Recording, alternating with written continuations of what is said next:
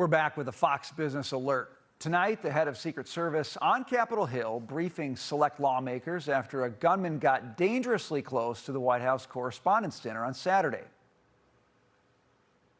You're confident in the job of your agents. Do you see a need to change the security posture going forward? My agents did a great job.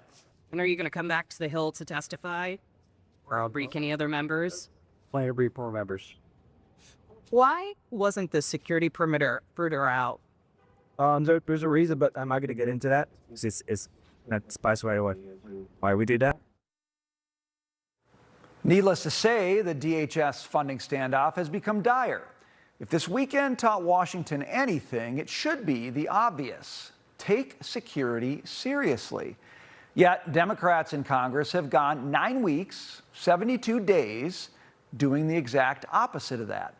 Now it's up to Republicans, the president urging them to unify behind the Senate-passed budget blueprint, which allows the GOP to tee up the process to fund ICE and Border Patrol without Democrats.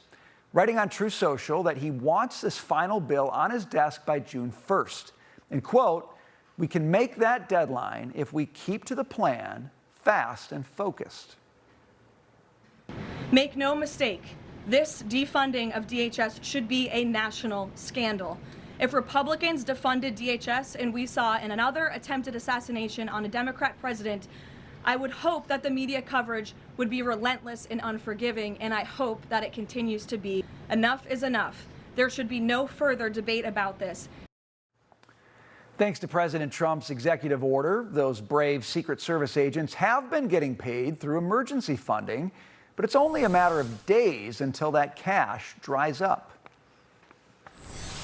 The president did sign an executive order to be able to pay us until the end of May, or end of April. My last payroll will come out, their first payroll of May. After that, I don't have the ability to pay the employees anymore. We're at critical mass. The left is clearly unserious about wrapping up this shutdown. It's why President Trump and Senate Majority Leader John Thune are Team Budget Blueprint now. Reconciliation later. The current question mark, whether or not House Republicans will get on board. Because the Democrats, they're a lost cause, like a really lost cause. The idea that Democrats are somehow to blame for this Republican shutdown of DHS is just ridiculous. And Thune and his Republican leadership ought to act like adults and help us solve this problem during a serious times like these. Somehow, especially the right-wing propaganda just blames Democrats with no logic, no rationale.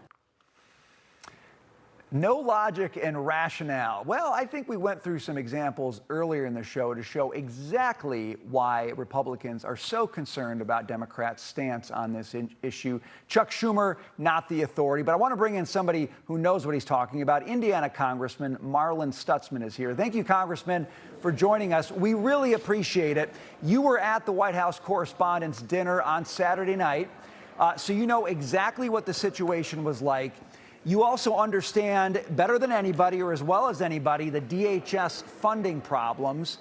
Do you think what happened on Saturday night is going to get the ball moving, Congressman? Is it going to be Republicans and Democrats together funding our security, or is it going to be just Republicans?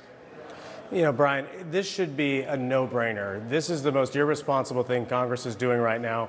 We shouldn't even have to vote on it as far as like a roll call vote. It could be done as a voice vote and be done. The fact that Republicans and Democrats, liberal, conservative, the media were in that room, and I'll be honest, I was a little surprised by the security going into the hotel, that it wasn't a little tighter going in, and I was about 50 feet from where the four shots went off right outside the main doors going into the ballroom, and it was obviously chaotic, but everybody should realize people are at risk. I mean, this is just ridiculous that we can't agree to be sure that the American people are protected, and that the man that stood in front of President Trump ready to take a bullet is going to get his paycheck this week. Can I tell you there's something that irks me? And it's that Democrats talk about DHS as all these discrete pieces.